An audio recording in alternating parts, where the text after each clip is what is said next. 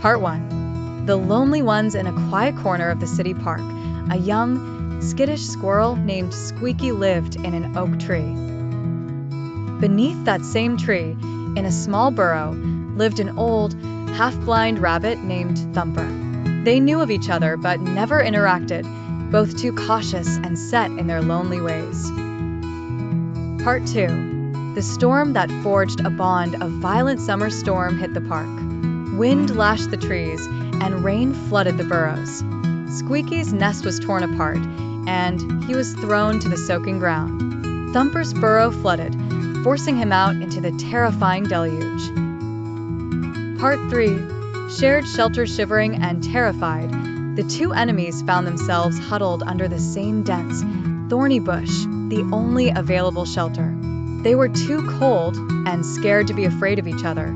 For that one night, proximity bred not contempt, but a silent truce. Part 4. The first gesture. When the storm passed, Thumper was still trembling. Squeaky, remembering where the driest leaves were, gathered them in his tiny paws and pushed them toward the old rabbit, offering a dry bed. It was a simple, wordless act of kindness. Part 5. The watchful eye. As Thumper rested on the dry leaves, Squeaky took it upon himself to be a lookout. From his perch on a low branch, he would let out a sharp, warning chirp if a dog or a human wandered too close, giving Thumper time to hide. Part 6. The trait of skills. Thumper, in return, had a superb sense of smell. He could sniff out the most tender clover patches and the most nutritious roots, which his weak eyes couldn't find alone. He would lead Squeaky to the best food, and Squeaky would scamper ahead to make sure the coast was clear.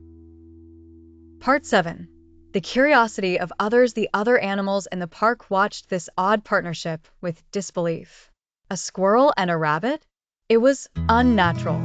They chattered and gossiped, but Squeaky and Thumper paid them no mind. Part 8. The kitten in the rain. Their bond was tested again when they found a tiny, abandoned kitten mewling pathetically in a cold drizzle. It was small, helpless, and belonged to a species that was a natural predator to them both. Part 9. A unified decision. Without a sound, they shared a look. The memory of their own cold, lonely night was too fresh.